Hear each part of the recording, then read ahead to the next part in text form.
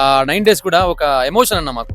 ఇప్పుడు దసరా నవరాత్రులు ఎలా 9 days ఉంటాయో, వినాయక చవితి అనేది ఈ గణేశోత్సవాలు 9 days కూడా ఒక మంచి ఆట పాటలు, చిందు విందు అంతా బాగుంటుంది. మీరు చిన్నప్పుడు గణేష్ లడ్డు ఎప్పుడైనా కొట్టేశారా?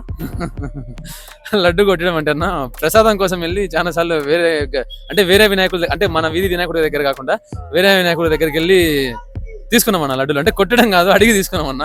అంటే దాన్ని కొట్టడం కిందికి వస్తుంది, అంటే తెలియకుండా తీసుకున్నాం ఒకరిని అడిగేసి అట్లా. అలే దొరకలేదా ఇప్పుడు దాకా? దొరకలేదా అంటే అరిచారు, పూజారి వాళ్ళు అరిచారు అనమాట.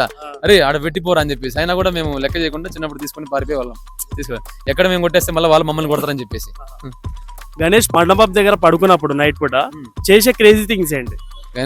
గణేష్ పండుగ దగ్గర నైట్ పూట పడుకున్నప్పుడు చేసే క్రేజీ థింగ్స్ ఏంటంటే, ఫ్రెండ్స్ అందరూ ఉంటారు, ఒక మంచి 2-3 ఫ్రెండ్స్ ఉంటారు అనమాట, మంచి జిగిరి దోస్తులు. వాళ్ళతో పాటు ఏం చేస్తామంటే ఫస్ట్ ప్రాంక్ కాల్ చేస్తాం. ఎవరికైనా ఫ్రెండ్ ఫోన్ చేసి, అరే మామ నాకు ఇలా అయిందిరా, మాకు ఇలా అయిందిరా, నాకు డబ్బులు కావాలరా అని చెప్పేసి అలా ప్రాంక్ కాల్ చేసుకుంటూ కొన్ని మామూలుగా ఏదైనా ఫన్నీ వీడియోస్ చూసుకుంటూ ప్రాంక్ కాల్స్ అయితే ఖచ్చితంగా చేస్తాం. ఎవరికొరి ఫోన్ చేసి ఆట పట్టిస్తాం. అరే నాకు యాక్సిడెంట్ అయిందిరా, ఇలా అయిందిరా, అలా అని చెప్పేసి మనం భయపిస్తాం అనమాట. మెయిన్ థింగ్ అదే, అంటే ప్రాంక్ కాల్స్ ఎక్కువ చేస్తాం. వీడియో చూసారు కదా, లైక్ షేర్ సబ్స్క్రైబ్ చేసుకుని మరి.